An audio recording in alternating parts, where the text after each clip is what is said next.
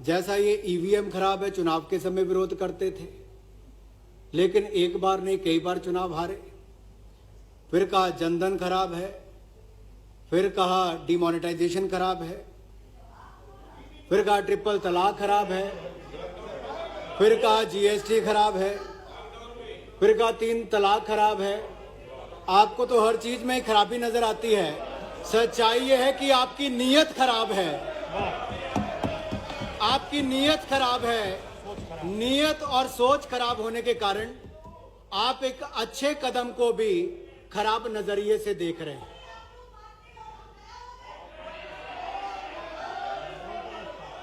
और अध्यक्ष जी, PM cares खराब क्यों है? क्या गलती है? एक नहीं कई बार आप हाई कोर्ट से सुप्रीम कोर्ट गए कई विषयों को लेकर, लेकिन अंत में उसका नतीजा क्या निकला? हाई कोर्ट या सुप्रीम कोर्ट ने हर कदम पर हर कोर्ट ने पीएम केयर्स के हक में अपना निर्णय दिया, इनके हित में नहीं दिया है।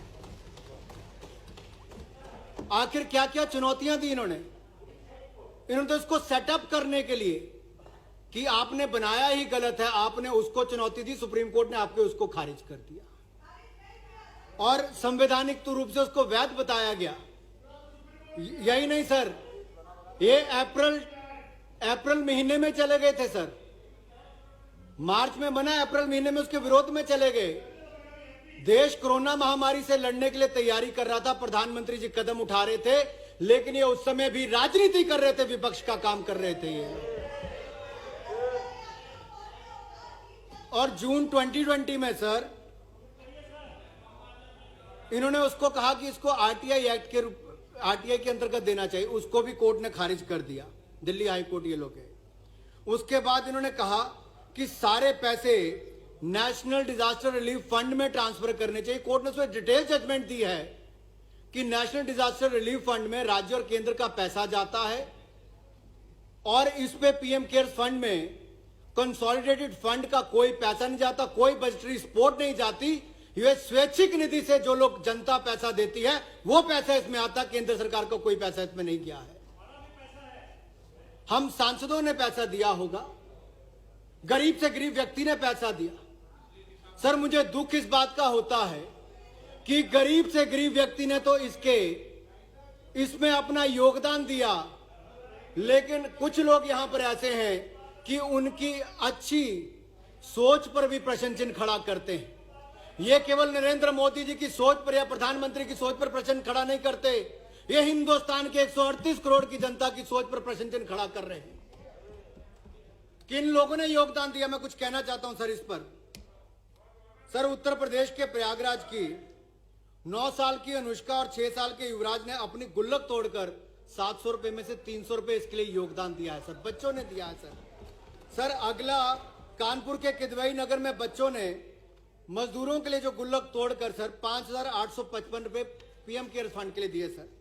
उत्तर प्रदेश के मिर्जापुर की सर 10 साल की बेटी सुहानी ने 4,091 रुपए पीएम केयर फंड के लिए दिए सर। बीड़ की रहने वाली एक रिटायर्ड टीचर ने 5 लाख रुपए पीएम केयर फंड में दिया सर।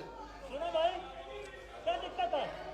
सर अगर योगदान देने वालों के लिए भी सर, जिन बच्चों ने अपनी गुल्लक तोड़कर पैसा दिया उनका नाम सुनने के लिए भी राजी नहीं है, तो शर्म आनी चाहिए सर इस सोच के ऊपर।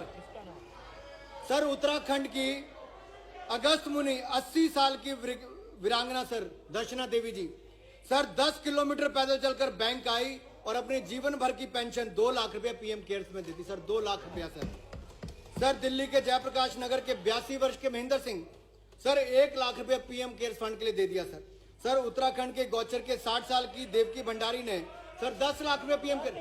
सर नेता हो, अभिनेता हो, मजदूर हो, कर्मचारी हो, सांसद हो या विधायक हो, हर किसी ने अपनी ओर से देने का प्रयास किया है, क्योंकि ये लड़ाई देश की लड़ाई थी और इस लड़ाई में प्रधानमंत्री मोदी जी ने पीएम केयर फंड की स्थापना करने का काम किया सर। अभी उसमें मुझे बहुत कुछ कहना है सर। इनका असली चेहरा तो दिखाना बाकी है सर इसमें कम से कम आधे घंटे का समय तो चाहिए होगा सर, क्योंकि नहीं, वो आज बिल की फुल डिबेट पे समय बोलना सर इनका सर या तो आप ये कह लीजिए अभी तो कि या तो मुझे विस्तार में अपनी बात अभी रखने का, या सर चर्चा के समय मुझे अपनी पूरी बात रखने का अवसर चर्चा मिले के सर। समय पूरा मौका सर मैं देंगे आपको। एक बात जरूर कहना चाहता हूं, प्रधानमंत्री जब आप चर्चा करने आए तो मेरे विपक्ष के लोगों से अनुरोध रहेगा, कृपया करके प्रधानमंत्री नेशनल रिलीफ फंड को पढ़कर आए।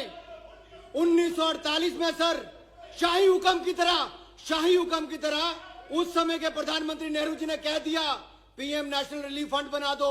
1948 से लेकर आज तक उसकी रजिस्ट्रेशन तक नहीं हो पाई। यह सर 48 तक उसकी रजिस्ट्रेशन आज तक नहीं हो पाई।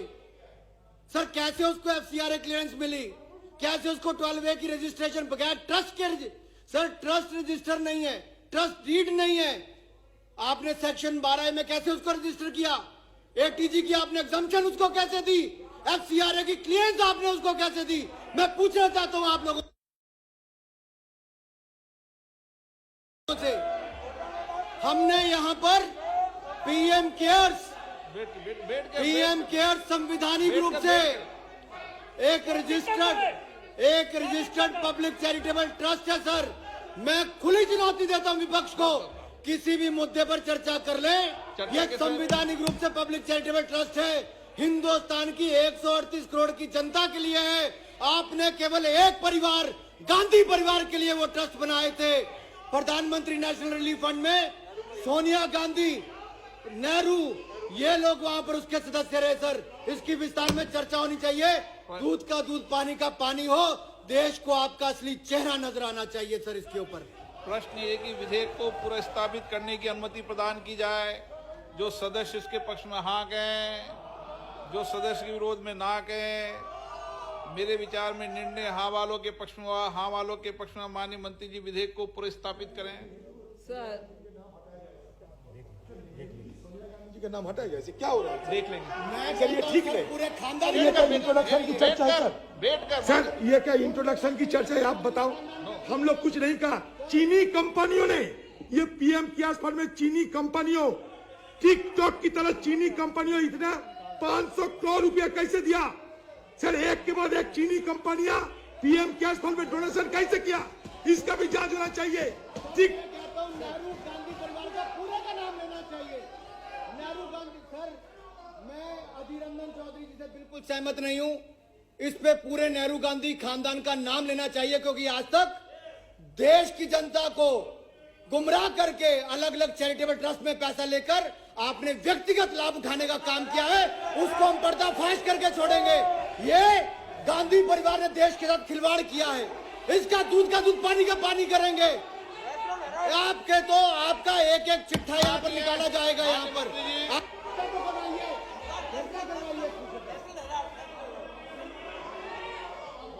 माननीय मंत्री जी मूव करें आप।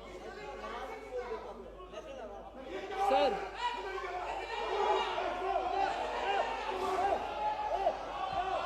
अरे अभी पूरे खानदान का अरे नाम बैठ के है उस पे। बैठ के